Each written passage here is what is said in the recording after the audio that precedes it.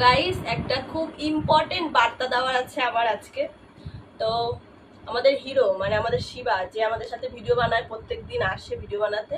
তো সে বিগত 3 দিন ধরে ভিডিও বানাতে আসে না, আমাদের সাথে কথাও বলে না। তো আজকে তার আগমন হয়েছে। তো তার একটা সংসার ছিল, মানে সংসার ছিল, সেটা সমুদ্রের মধ্যে এরম ভাবে ভেসে গেছে। যখনই আসে তখনই বলে আমার সংসারটা ভেসে গেল রে।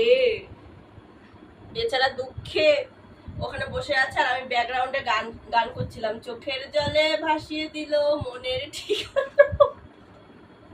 কিছু বলবি?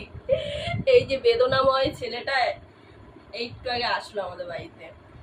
এত ডিপ্রেশন থাকলে হয় বল?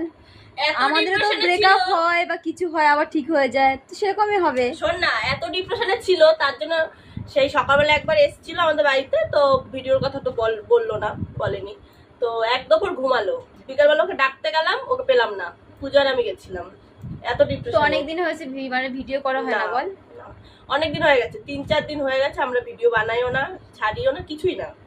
এর কারণে শুধু এই ব্যক্তি তোমার ঘটি বেঁকিয়ে দেবো মনা।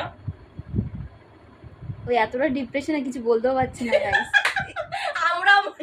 আমরা মনে হয় এত বড় ডিপ্রেশনে কোনো সময় থাকি না। ও যতটা ডিপ্রেশনে আছে এখন, সমুদ্রের মতো এরকম ভাবে ভেসে গেল সংসারটা, এরকম ভাবে। কিছু বলার আছে তোর? কিচ্ছু বলবে না বেচারা।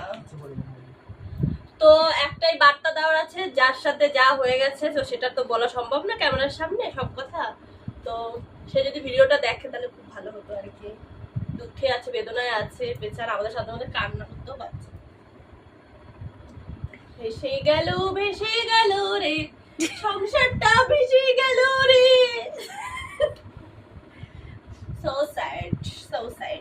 sad.